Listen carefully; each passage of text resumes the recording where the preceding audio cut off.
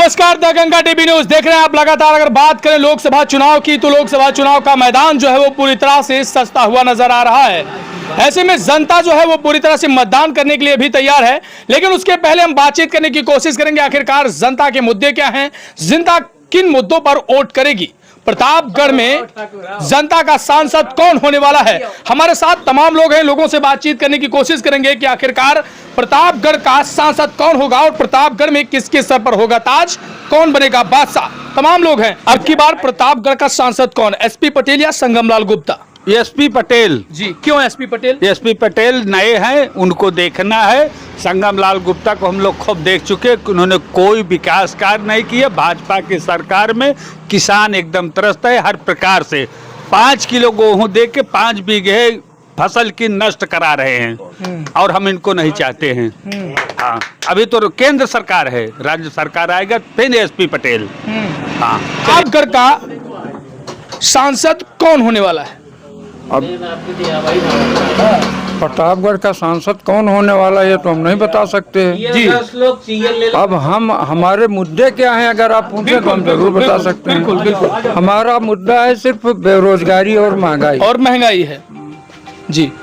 इसके पहले अगर बात की जाए प्रत्याशी की तो समाजवादी पार्टी से जो प्रत्याशी बनाए गए हैं वो एसपी सिंह पटेल हैं और भाजपा के जो उम्मीदवार हैं, प्रत्याशी हैं, वो संगमलाल गुप्ता हैं। इसके पहले भी सांसद रह चुके हैं और भाजपा ने एक बार फिर से दोबारा इनके ऊपर विश्वास जताते हुए इन्हें मैदान में उतारा है। ऐसे में तमाम लोग हैं, फिर से बातचीत करने की कोशिश करते हैं कि भाई साहब अब की बार प्रतापगढ़ में क्या होने वाला है, आखिरकार प्रतापगढ़ का जो राजनीतिक भूचाल है ये कैसे चल रहा है? अभी तो जनता भी चुनाव यहाँ चूँकि 25 मई को इलेक्शन है, तभी टाइम है जी। अभी बहुत ज्यादा स्थिति क्लियर नहीं है। किसका पलड़ा भारी होता हुआ नजर आ रहा है? जो वर्तमान सांसद हैं जी, उनके द्वारा कोई बहुत विकास के कार्य वही मतलब सड़कें और उसके अलावा नहीं है। जैसे हम लोग जिस बेल्ट के हैं, यहाँ एक ओवर ब्रिज के कारण पूरा बेल्ट दिक्कत में है, लेकिन 10 साल हो गया कोई, बार बार चुनाव आते हैं, शिलान्यास होते हैं, उसके बाद गायब, कुछ नहीं होता। तो आखिरकार आपकी बार जो जनता है वो चाहती क्या है? जनता की लोकल जो समस्याएं हैं उनका निराकरण न यहाँ क्षेत्रीय विधायक उस पर रुचि लेता है न सांसद। जो बड़ी योजनाएं हैं केंद्र सरकार की उन्हीं पे केवल कार्य होता है, तो लोकल स्तर का कोई काम नहीं। शिक्षा की स्थिति तो दिन ब दिन गिरती जा रही है, सबसे बेरोजगारी और आप समझिए आज एजुकेशन, ये बड़ी खराब स्थिति है। तो ये जो मुद्दे आप लोगों के हैं, तो क्या लगता है कि कौन सी पार्टी का जो प्रत्याशी बनाया गया है, कौन से पार्टी का प्रत्याशी इन सभी मुद्दों पर खरा उतर सकता है? जनता मतलब चाह क्या रही है? एजुकेशन बदलाव मतलब एक तरह से हमारे सपा का प्रत्याशी जो है शिक्षा जगत से जुड़े हुए हैं। अब देखिए अभी बहुत ज़्यादा उनका बैकग्राउंड का पता नहीं है, लेकिन सुनाई दे रहा है कि शिक्षा क्षेत्र के एमएलसी भी रहे हैं शिक्षक संघ कोटे से। तो जनता जहाँ तक है बदलाव कुछ दिखाई दे रहा है, लेकिन अभी बहुत ज़्यादा स्थिति साफ नहीं। तमाम और लोग हैं, बातचीत करने की कोशिश करते हैं। भाई साहब अब की बार प्रतापगढ़ का चुनावी माहौल कैसा है? बहुत अच्छा है भैया जी।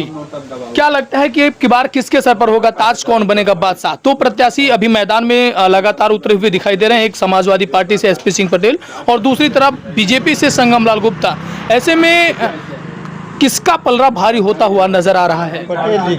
सुनिए, ऐसा है जी कि संगमलाल किसका पलड़ा भारी होता हुआ नजर आ रहा है?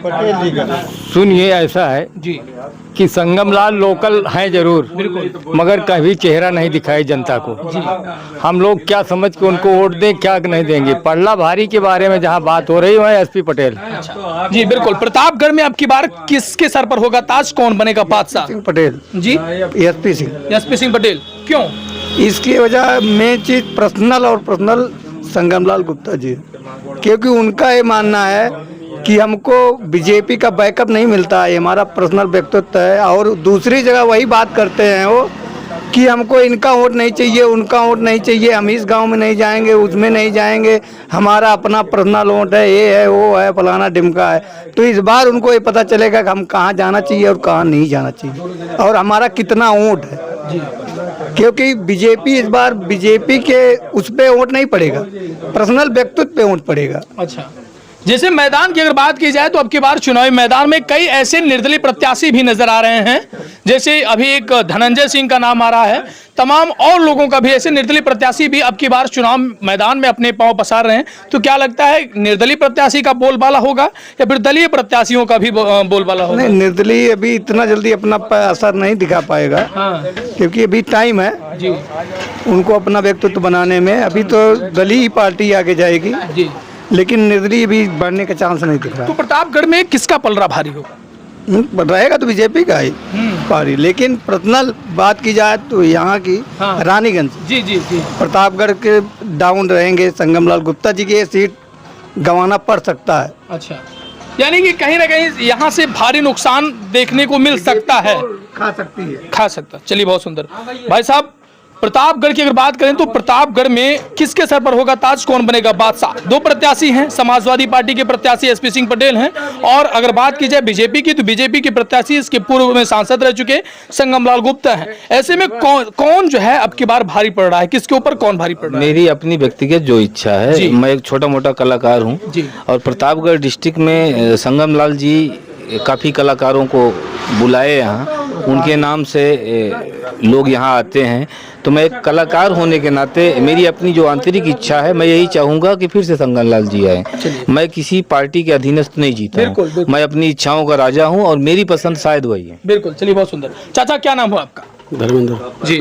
धर्मेंद्र जी, प्रतापगढ़ का राजनीतिक जो भूचाल चल रहा है कैसा है? अब की बार प्रतापगढ़ में कौन आने वाला है, किसके सर पर होगा ताज, कौन बनेगा बादशाह, एसपी सिंह पटेल या फिर संगमलाल गुप्ता?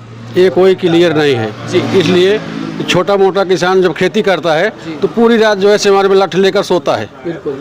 जानवर खेती एकदम समाप्त कर रहे हैं। मतलब जनता के जो मुद्दे हैं वो आवारा पशु है। हाँ, आवारा पशु है। आवारा पशु से काफी नुकसान हो सकता है। 2 बीघे की फसल हमारी पूरा धान खा गई। अच्छा।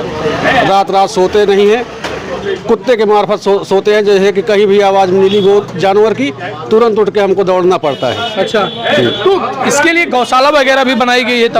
गौशाला बनता है तो उसमें 25 गौशाला का आदेश होता है, उतने जानवर का पैसा आता है। उसके बाद 500 जानवर फालतू ला के छोड़ दिए जाते हैं, कोई देखने वाला नहीं, कोई बोलने वाला नहीं।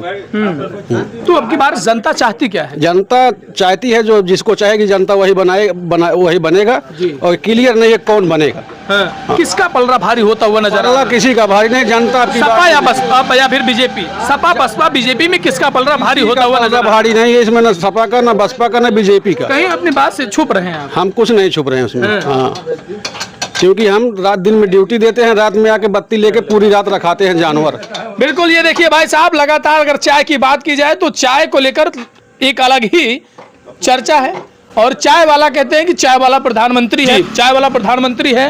और गाय वाला अगर बात की जाए तो लगातार ये भी कहा जाता है कि गाय वाला मुख्यमंत्री है। और चाय वाले भाई साहब हमारे साथ, इनसे बातचीत करने की कोशिश करेंगे आखिरकार प्रतापगढ़ में माहौल क्या है। माहौल सब ठीक है। मैं चाय वाला हूँ, चाय वाले के साथ रहूंगा बस। अच्छा, चाय वाला है, चाय वाले के साथ रहेंगे। हाँ, साथ रहेंगे। तो अभी चाय उबल रही है, इसी तरह चुनाव भी उबल रहा है, एक बार दिखाइए। उबल रहा है, देखिए। हाँ, चाय की तरह पूरी तरह से अगर बात की जाए लोकसभा चुनाव की तो लोकसभा चुनाव भी उबल रहा है। और प्रतापगढ़ में राजनीति की बात की जाए तो राजनीति जो है जमकर की जाती है। प्रतापगढ़ में गली चौक चौराहों पर लोग जो है राजनीति की चर्चा करते हुए नजर आते हैं। ऐसे में तमाम लोग हमारे साथ थे और हम बातचीत कर रहे थे आखिरकार अब की बार प्रतापगढ़ का सांसद कौन, किसके सर पर होगा ताज, कौन बनेगा बादशाह। अब इस वीडियो को लेकर आपकी क्या प्रतिक्रिया है कमेंट सेक्शन में प्रयास जरूर दीजिएगा। मिलते हैं अगले वीडियो में, तब तक के लिए नमस्कार। देखते रहिए दंगल टीवी न्यूज। कैमरामैन ब्रिजेश के साथ मैं अमित कुमार।